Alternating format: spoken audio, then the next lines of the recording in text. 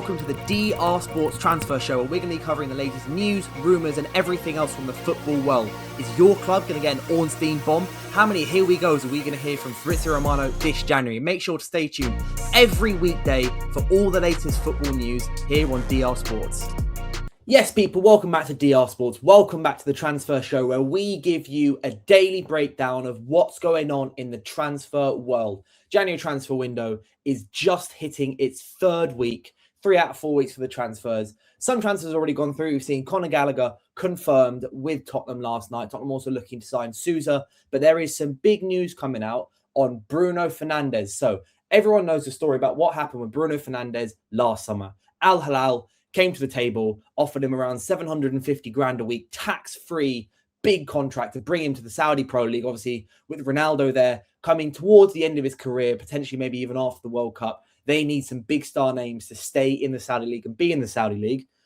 But Bruno Fernandes was identified as one of those targets alongside the likes of Mohamed Salah, etc. But Bruno Fernandes, in the last few days, there's been some reports stating that he is considering his future at Manchester United and may look to leave this month in the wake of Ruben Amorim's sacking, because Ruben Amorim and Bruno Fernandes were known to have a very, very close relationship at United. But the BBC have come out this morning on Thursday, 15th of January, to say that Bruno Fernandes has categorically decided he will not be leaving Manchester United this month, despite the reports saying that post Ruben Amorim's sacking, he's having maybe second thoughts about his career there. And it was heightened because a few days ago, after Amorim's sacking, Fernandes met with one of Amorim's coaches, his assistant coach, Carlos Fernandes, who was one of the coaches that United fans liked the most, to be fair, because he was the set piece guy, the guy that was getting United scoring all the set pieces this season.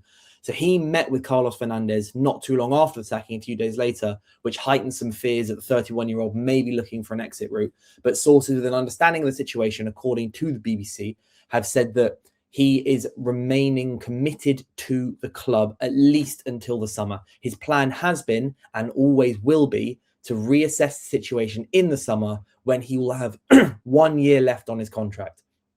There have also been some other reports coming out in the last few days around Bruno Fernandes and his reaction to Michael Carrick's appointment. So as we know, Michael Carrick is United's head coach until the end of the season. It's interesting to note that United haven't called him an interim. They've simply just called him the head coach until the end of the season.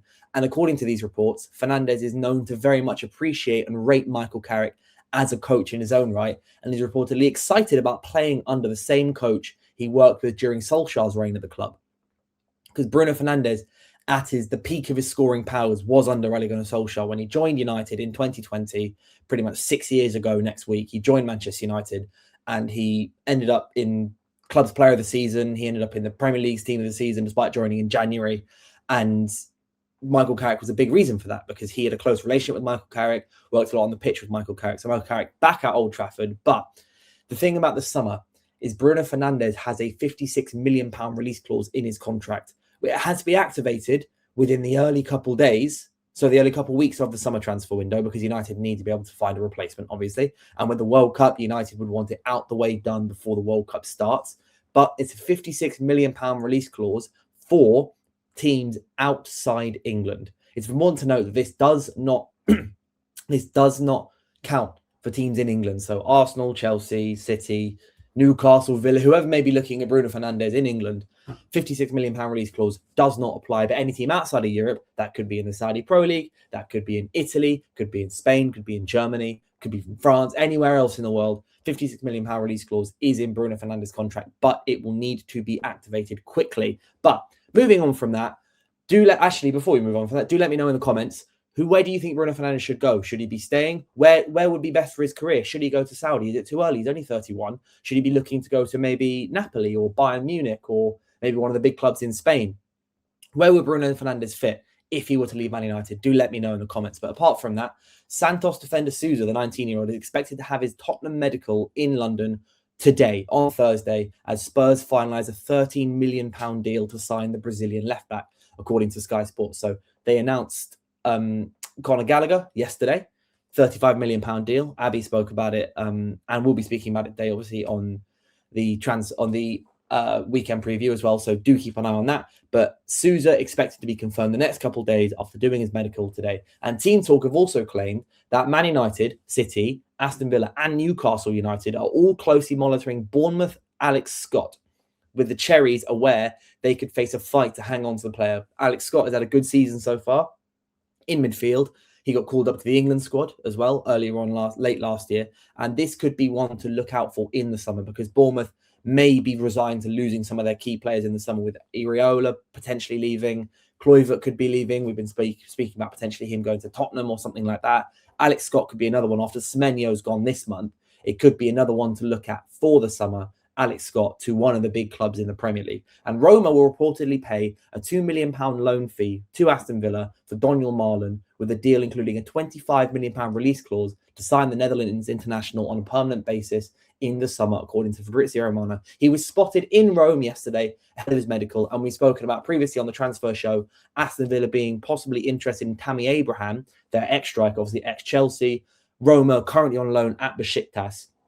And they want they want scoring power, they want firing power to keep up with the other teams in the race for the Champions League spots and staying just behind Arsenal and Manchester City in the title race. So do keep an eye on that, with Aston Villa looking to add to their goals, Tammy Abraham coming in and Daniel Marlon leaving. Everton, a couple bits of news on Everton for those Everton fans out there, is Everton are reportedly interested in a deal for Callum Wilson, who is in talks to end his contract with West Ham just 6 months after joining them. So Callum Wilson at West Ham joined them. It's not quite worked out for him. He's looking to lead the club already, with Everton reportedly interested, according to The Athletic. So definitely keep an eye out on that one. Everton need goals. They need goals to try and push away from the relegation battle, stay in the top half. David Moyes is doing a fantastic job back there at the Hill Dickinson Stadium. Want to push for the top half, maybe even try and have a late push for European spots.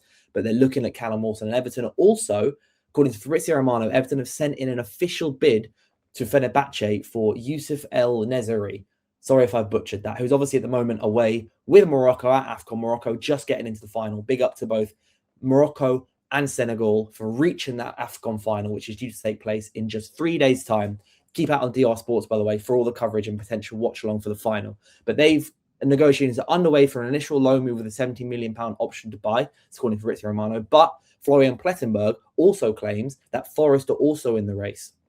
But Fenerbahce's feeling is that he favours a move to Everton. So he's probably coming to the Premier League, especially once AFCON ends. Maybe he'll go back to Fenerbahce, finalise his deal, head over to the Premier League for the second half of the summer. But it does seem like he will be on his way to the Premier League once AFCON ends. West Ham also will hold an internal meeting with their shareholders this weekend to discuss lowering the asking price for Lucas Paqueta.